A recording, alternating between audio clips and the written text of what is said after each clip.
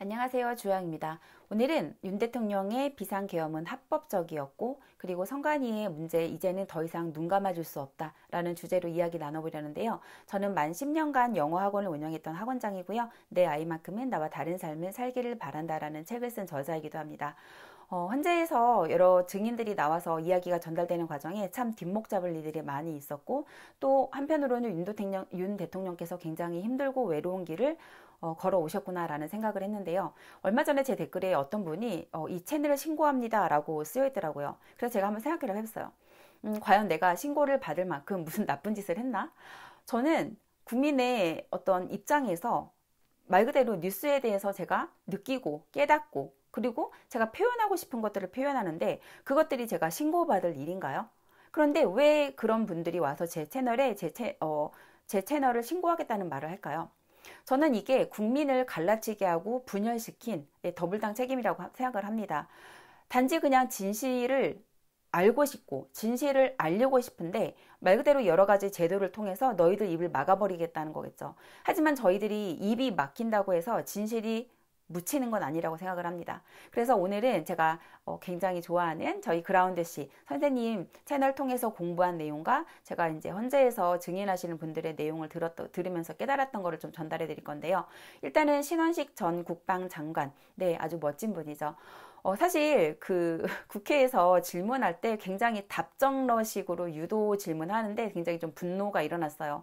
아시겠지만 뭔가 내가 답을 정해놨고 너는 그 답을 그냥 말하면 돼 라는 식으로 좀 끌어가는 게 그냥 제 눈에 보이는데 다른 사람들 눈에 이거 안 보이나? 좀 그런 생각이 들었는데 일단은 그분께서 이제 통수권자로서 대통령의 고뇌에 대해서 좀 말씀하셨죠. 일단 북한 같은 경우 핵미사일 능력이 굉장히 계속 고도화되고 있고 그리고 우리에게 그걸 사용하겠다고 매일 위협을 했다고 하는데 사실 비상계엄이 없었으면요 저는 그런 내용 전혀 몰랐을 것 같아요. 북한이 그렇게까지 저희를 계속 위협하고 있는지 저희는 피부로 와닿지 않았습니다. 하지만 그 최전방에 있는 분들은 계속 그 위협을 느끼면서 고민에 빠졌겠죠. 그리고 이제 미국과 중국이 어떤 전략적 경쟁 구도에서 이제는 패권에 대한 경쟁으로 지금 넘어갔죠. 그래서 한국은 사실 노선을 제대로 해야 됩니다. 이쪽인지 저쪽인지 중간 어설프게 껴가지고 여기도 쉐시해 여기에는 땡큐 이런 거는 안 된다는 거죠. 지금 저희의 상황이 그렇습니다. 그리고 러시아가 북한과 굉장히 군사 밀착이 되어 있죠. 그 전쟁으로 인해서. 근데 이것이 그냥 우리가 먼 산 바라볼 일이 아니라 한반도와 세계 안보에 실질적으로 위협이 되고 있는 상황이라는 거. 그리고 북한 같은 경우에는 지금 러시아에 파병을 했죠. 그게 왜 문제가 되냐? 그들은 지금 전쟁을 모의 연습 중입니다. 하지만 저희 한국 어떻죠?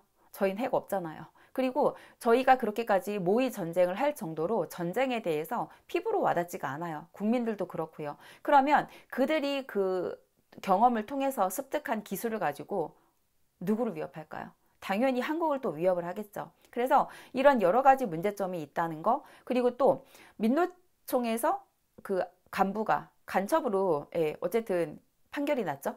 그럼 사실 간첩이 있는 건가요? 없는 건가요? 간첩이 있는 겁니다. 그런데 민주총 내에서도 각성하는 분위기가 없고요. 국민들조차도 거기에 대해서 큰 관심을 갖지 않습니다. 아직도 무슨 간첩이야, 무슨 언제적 얘기를 하고 있어, 이런 분들 굉장히 많아요. 그런데 우리가 이렇게 내부적으로 여기에 대해서 각성하지 않는 것이 사실은 가장 위험한 일이라고 또 말씀을 해주시더라고요. 그리고 이제 트럼프 2기 정부가 출범을 했죠. 이번에 트럼프는요, 이를 갈고 왔습니다. 이를 갈고 컴백을 했죠. 뭐에 대해 이를 갈았냐? 자신의 나라를 망쳐간 어떤 한 나라에 대해서 굉장히 이를 갈고 있습니다. 그게 바로 중국이죠.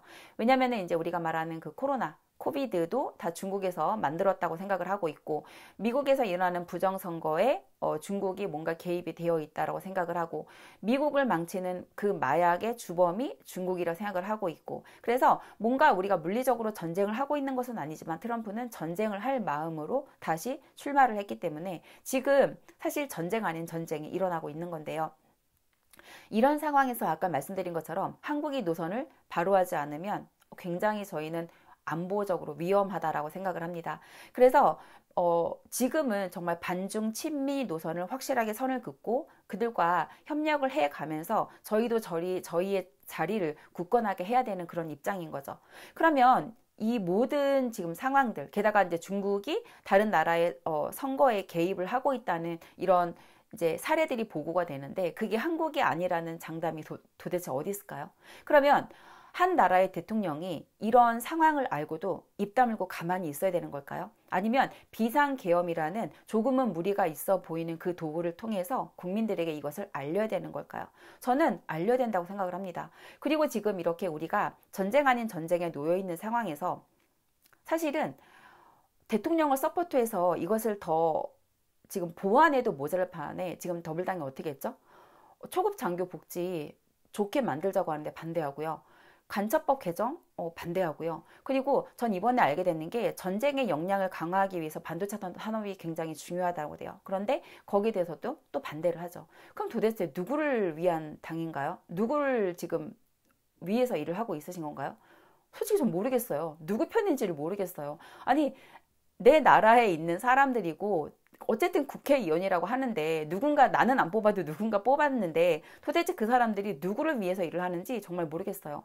그러면 대통령께서는 지금 이 모든 상황이 말 그대로 국가 안보에 위협이 된다라고 생각을 하셨고, 그래서 어때요? 지금 국가 비상사태라고 생각하고 그래서 비상계엄을 하신 거예요. 목적과 동기 합법적이고요. 그 다음 과정 합법적이에요. 그런데 지금 저 재판을 왜 하는지 모르겠습니다. 그리고 이번에 또 되게 중요한 분이 나왔죠. 바로 그 부정선거에 대해서 저희가 많이 의혹을 갖고 있는 선관위, 그 선관위를 2023년 가을에 직접 보안 점검을 했던 백종욱 전 국정원 3차장님이십니다. 참 살면서 이렇게까지 많은 분들의 이름을 알게 되고 또 어떤 그 기관들이 정부에 있다는 걸 알게 되고 사실 부끄럽기도 하고 감사하기도 한 시간인데요. 이분께서는 대통령께 직접 보고를 했다라고 그래요. 무슨 내용이었냐면 전체 선관위의 전체 장비를 다 한 것도 아니고요. 단지 5%의 장비를 점검했는데도 굉장히 보안이 수준이 굉장히 낮았다라고 그래요. 굉장히 부족했다라고. 선관위의 내부 업무망과 선거 시스템 운영망이 인터넷과 완벽히 분리되지 않았다. 저 여기서 너무 현타였어요. 정말이구나. 정말이구나.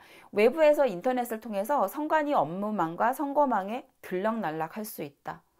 굉장히 위험한 거예요. 이거는 그러니까 인터넷을 사용하는 누구든지 저희 나라의 선거망과 업무망에 들락날락할 수 있다는 거죠.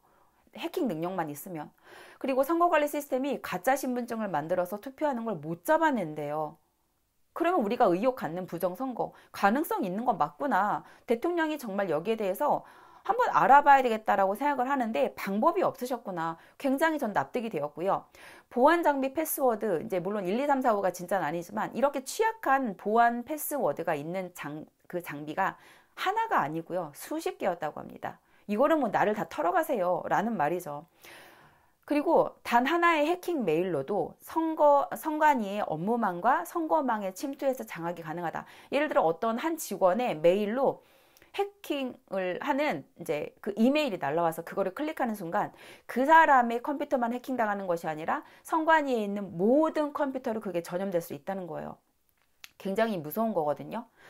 근데 이런 사실을 왜 몰랐냐라고 하니까 사설 용역 업체 통해서 자체 점검 받았다. 근데 그 말은 무슨 말일까요?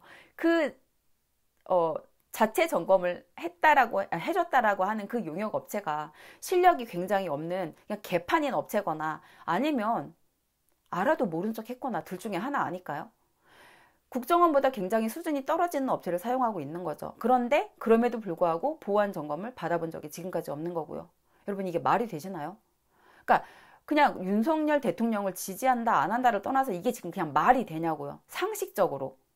그런데 또 뭐라고 하냐면 선관위에서 자기네가 그 업무망과 선거망 자체 보안 시스템을 열어줬기 때문에 국정원이 이거를 침투 가능했다. 근데 그분이 그래요. 백종욱 그분이 아니다. 니네가 뭘 하든 안 하든 우리는 침투하는 방법이 있다. 이거는 너희들만 모를 뿐이지 다 알고 있다. 그러면 도대체 이 선관위라는 이 집단은 왜 존재해야 되는 걸까요? 선거관리위원회 뭘 관리하고 있는 거야 지금 뭘? 도대체 뭘 관리하냐고. 해커들을 관리해? 저 이해가 안 돼요. 또 더 충격인 건 사전 투표용지 인쇄 프로그램을 이용해서요. 그 용역업체랑 이렇게 합작을 하면은 실제로 사전 투표용지나 QR코드가 그 동일한 그 투표지를요. 다량 인쇄가 가능하답니다. 여러분 이게 그 배춧잎 투표지 그리고 형상기억 종이 도대체 그게 뭔가 했는데 이제 좀 정리가 되지 않으신가요? 그런데 더 웃긴 건 이 사전투표 용지 인쇄 프로그램을요. 존재를 숨기려 했다는 거죠. 누가요? 선관위가요. 그러면 지금 그냥 다 됐고 이 상황에서 우리가 할 수 있는 게 뭘까요? 선관위 서버 까는 거예요. 제대로 한번 조사를 해보고 제대로 알아보는 거예요. 어디서부터 문제가 되었고 그럼 어떻게 그 문제를 해결할 것인지. 중요한 건 문제가 아니라 해결이거든요. 국민이 원하는 건 해결이에요. 그리고 윤 대통령이 원했던 것도 해결이에요. 그런데 그 해결을 같이 해줘도 모자랄 국회의원들이 윤 대통령의 팔다리를 붙잡고 늘어지는 거예요. 너 그냥 그만하고 가. 너 이제 그만 버텼으면 됐잖아. 이제 가. 그러면 윤 대통령 입장에서 도대체 뭘 할 수 있었겠냐고요. 눈에 보여도 아무것도 할 수가 없는 그 마음이 어떻겠냐고요.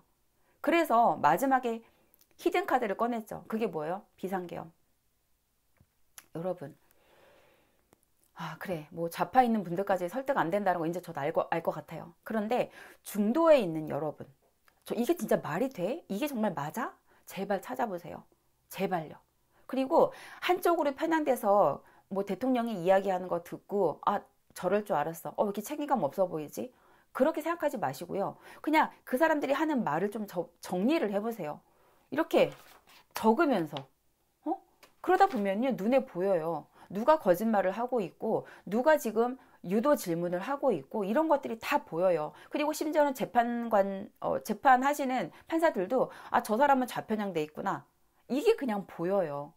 보이는 걸 보고 느끼는 걸 느끼고 그리고 나서 판단하고 찾아보고 그리고 나서 좌 이거 해도 늦지 않다 이거예요. 하지만 보려고 하지도 않고 들으려 하지도 않고 그냥 선동당해가지고 또 이런 유튜브 있으면은 신고해야지. 뭐가 달라져요? 여러분 인생에서? 여러분은 뭘 원하시는 거예요? 저는 자유를 원해요. 제가 지금까지 감사히 누려왔던 자유 그리고 이 자유를 계속 가져가는 걸 원해요. 제가 원하는 건 이거예요. 그리고 그 과정에 윤석열이라는 분이 저는 우리 국민들이 그 자유를 가져갈 수 있도록 계몽하는데 힘을 써준 리더라고 생각하기 때문에 그분을 존경하고 사랑하는 거예요. 좀 깨어나시면 좋겠어요. 제발 나랑 상관없어. 그 나랑 무슨 상관이야. 제발 그 얘기 그만하시고요. 제발 좀 깨어나시고 알아보시면 좋겠어요. 제가 오늘 정리해드린 내용보다 훨씬 더 상세하게 그라운드C라는 채널에 다 정리가 되어 있으니까요. 한번 들어보세요. 무슨 말인지 알아보시면 좋겠고요. 내일 굉장히 중요한 날이죠. 광화문에서도 집회가 있고요. 안국역 5번 출구에서도 집회가 있는데 저는 내일은 안국역 5번 출구로 가려고 합니다. 오후 5시까지만 오셔도 충분히 집회 참석 가능하고요. 더 일찍 오실 수 있는 분들 일찍 오시면 되고요. 만약에 내가 시간이 없다? 시간을 내세요. 회사에다가 뭐 조퇴를 한다든지 반차를 낸다든지 아니면은 이제 자영업 하시는 분들이면은 그래 내가 눈 한번 딱 감고 문 닫고 나오시든지 현장에 나와서 직접 보세요. 국민들이 원하는 거 무엇인지 그리고 과연 내가 무엇을 원하고 내가 국민으로서 어떻게 살아야 될지 좀 생각해 보시면 좋겠고요. 그런 느낌을 가지시려면요 현장에 나오셔야 됩니다. 절대 집구석에서는요 아무것도 느낄 수 없을 거라고 저는 생각을 합니다. 네, 오늘 영상 여기까지 진행하고요. 내일 또 현장에서 뵙도록 하겠습니다. 감사합니다.